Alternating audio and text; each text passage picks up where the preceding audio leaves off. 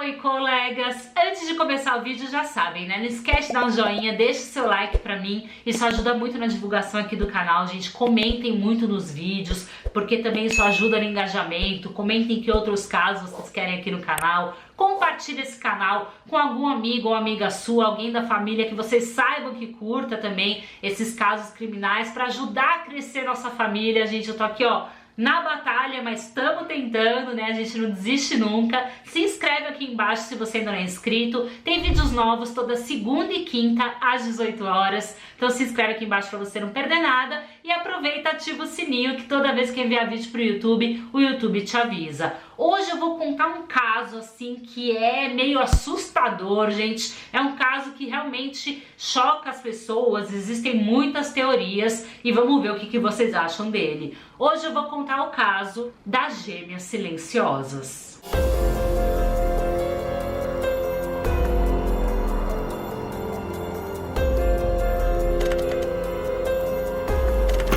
June e Jennifer Gibbons nasceram em 11 de abril de 1963 em Barbados, no Caribe. O pai das meninas trabalhava para as Forças Aéreas Britânicas e um pouco depois do nascimento delas ele foi transferido e todos começaram a morar no país de Gales. A família começou a chamar muita atenção dos vizinhos porque ali nunca tinham morado pessoas negras, então aquilo chamou a atenção dos vizinhos, os vizinhos estavam sempre de olho, né? A gente tá falando de uma outra época, um outro país, que realmente tudo isso era mais complicado. As meninas eram bem diferentes das crianças normais da idade delas, né? Elas só brincavam entre elas, elas não tinham interesse em fazer amizade com outras crianças, em brincar com outras crianças, em socializar.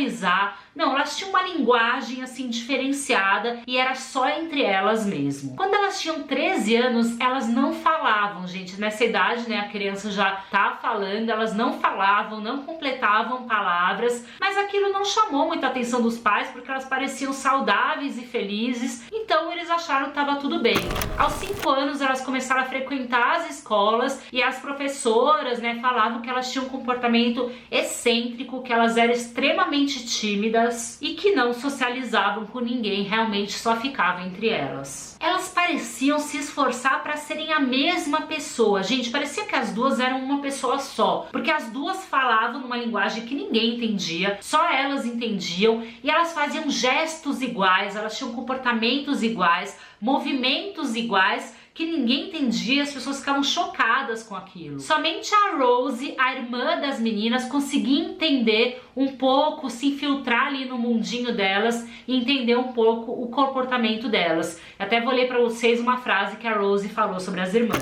Se uma caía, a outra se atirava ao solo. Se uma não falava, a outra também ficava quieta. Inclusive tinha um terapeuta na escola que ficou assim fascinado por aquilo, né? Era um caso e tanto para ele. Ele ficou fascinado nesse caso das gêmeas por esse comportamento das duas de parecerem uma pessoa só, mesmo se tratando de duas pessoas. Uma caía, a outra caía, uma levantava, a outra levantava. Uma cuspia, a outra cuspia, uma comia, a outra comia. Era uma coisa muito doida. Um fato curioso é que as meninas não sofriam bullying por serem assim, né? Normalmente nas escolas, né, as pessoas sofrem muito bullying por serem diferentes. As crianças passam por isso, os adolescentes, de sofrerem bullying por terem uma característica excêntrica, alguma coisa que, né, as pessoas não consideram no padrão da sociedade, mas as meninas não passavam por isso. As pessoas até achavam curioso aquilo e achavam interessante o jeito das meninas.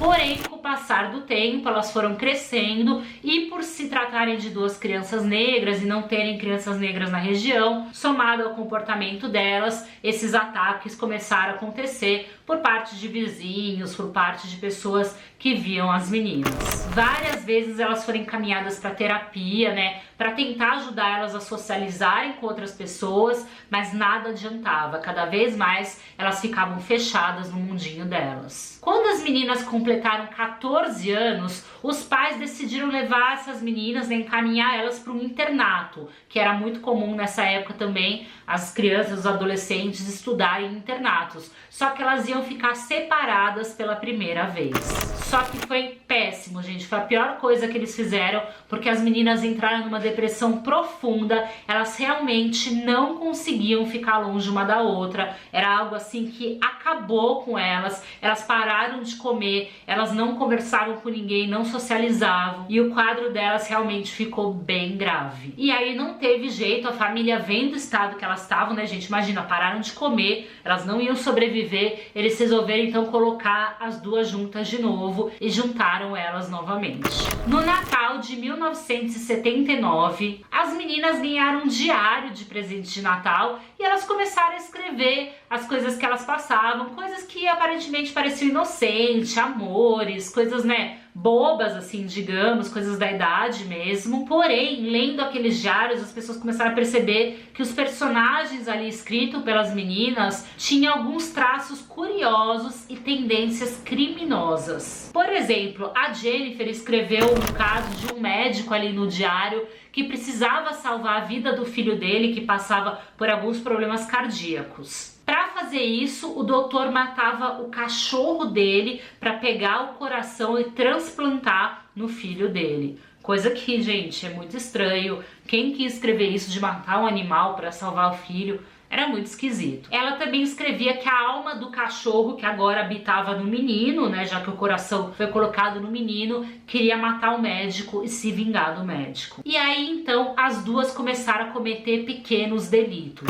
Elas começaram a assaltar lojas de conveniência, então, lojas assim que vendem posto de gasolina, que vendem comida, essas coisas. Elas começaram a roubar essas lojas. Elas começavam a assaltar os pedestres, né, pessoas que estavam passando pela rua, elas assaltavam e pegavam dinheiro deles. Inclusive, elas começaram a agredir essas pessoas e até incêndios criminosos tinham na ficha aí dessas meninas. Por causa disso, então, elas foram internadas em um hospital psiquiátrico, onde elas ficaram por décadas lá. O hospital chamava Broadmoor. E lá elas ficaram completamente mudas. Elas não falavam mais, ninguém conseguia fazer com que elas falassem uma palavra, com que elas se expressassem, não. Elas ficaram completamente mudas. No tempo que elas ficaram ali no hospital, ao invés de melhorar, elas pioraram e a saúde da Jennifer piorou. A Jennifer, ela desenvolveu um distúrbio neurológico que fazia ela repetir as mesmas coisas sempre e ter movimentos involuntários. E isso fez também com que as irmãs perdessem o interesse em escrever. Como eu falei pra vocês, acontecia com uma, acontecia com a outra. Então, elas já não falavam mais. Se uma parou de falar, as duas paravam de falar, gente. Tudo que acontecia com uma delas acontecia com a outra. Era como se elas fossem apenas uma pessoa. Então aconteceu isso com a Jennifer, ela começou a ter esses movimentos involuntários, esse problema neurológico, e ela começou a não escrever mais, não conseguia mais escrever, e a outra irmã também parou de escrever. Quando as duas completaram 30 anos, elas decidiram que elas deveriam morrer. Como eu falei pra vocês, as duas faziam tudo. Se uma morresse, a outra ia morrer também. Então as duas conversando decidiram que era a hora das duas morrerem. Pouco tempo depois, em março de 1993, elas foram transferidas para uma prisão, de uma prisão para outra, porque toda hora elas cometiam esses delitos. E a Jennifer teve um mal súbito e morreu na hora. O motivo da morte da Jennifer até hoje é um mistério. Os médicos investigaram, fizeram tudo que podiam naquele corpo para entender do que a Jennifer morreu e nada, gente. Eles não encontraram nada, eles não chegaram a nada, não conseguiam realmente entender o que tinha acontecido com ela. Foi uma morte súbita, ela simplesmente morreu, mas não tinha respostas. Não foi, aconteceu isso e fez ela morrer. Ela teve uma doença assim e isso causou tal coisa. Não, simplesmente ela morreu. Assim que a Jennifer morreu, a June, que era a outra gêmea, irmã dela, se libertou. Aí vocês vão falar, Dri, mas ela se libertou do quê? Gente, a gente não sabe. Assim que a Jennifer morreu, a June respirou e pôde ter uma vida normal. Ela começou a viver normalmente, conversar com as pessoas, ser uma pessoa normal, socializar e ter uma vida normal. Parecia que aquela irmã tinha uma ligação com ela, alguma coisa que fazia as duas fazerem as mesmas coisas, serem a mesma pessoa, terem as mesmas atitudes, cometerem delitos, crimes e tudo mais. E quando a Jennifer morreu, plim, uma coisa aconteceu e a June se tornou outra pessoa. E foi exatamente no mesmo segundo. Não é que a June perdeu a irmã e falou, nossa gente, olha o que ela passou, eu não quero mais ficar nessa vida, eu quero ser outra pessoa. Não, na mesma hora ela se tornou outra pessoa. A irmã morre e a June se torna outra pessoa. Atualmente, a June, com 57 anos, ela vive normalmente, sem o auxílio de psiquiatras, de médico, de terapia.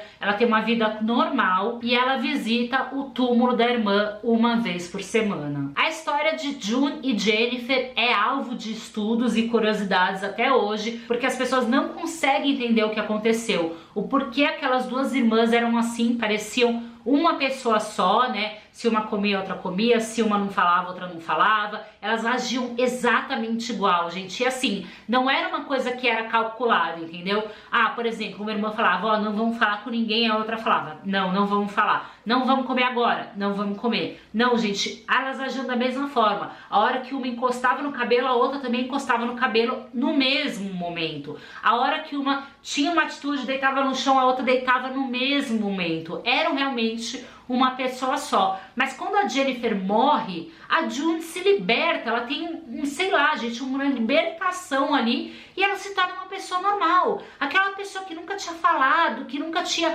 conversado, que nunca tinha tido atitudes normais, no mesmo segundo se torna uma pessoa normal, que não precisa de médicos, que não precisa de nada. Então isso gera estudos até hoje. As pessoas, né, que comentam casos, assim, eu acho que esse é um dos casos que mais interessa as pessoas, porque é um caso que gera muita especulação, né, que tem várias teorias. Todo mundo se pergunta, será que era uma ligação macabra? Será que tinha alguma coisa? Ou tinha, sei lá, gente, falaram já que elas eram possuídas e várias coisas, e aí quando uma morreu, quebrou a maldição e libertou a outra, né? Então existem várias teorias sobre esse caso, mas o fato é que a June se tornou outra pessoa e vive normalmente hoje em dia, após a morte da irmã. Que loucura esse caso, hein, gente? O que vocês acham desse caso? Vocês acham que tinha alguma força aí sobrenatural que envolvia essas meninas? Afinal, fazia com que elas não conseguissem falar. E isso é muito doido, gente, porque quando a Jennifer morreu, a June começou a falar normalmente. Então, assim, o que vocês acham que aconteceu? Era algo sobrenatural? Era uma força aí, sei lá, demoníaca, alguma coisa do tipo, que fazia com que essas irmãs permanecessem ligadas? Foi alguma maldição que fez isso com as duas? E aí, com a morte da Jennifer, quebrou a maldição e libertou a June e ela pôde ter uma vida normal? Qual a opinião de vocês sobre isso? Vocês conheciam esse caso? Comenta aqui embaixo. Vocês sabem que nesse canal vocês têm espaço livre para comentar tudo o que vocês quiserem. Então bora comentar aqui embaixo. E é isso, meus amores. Eu vejo vocês mais tarde com mais um caso. Um beijo e fui!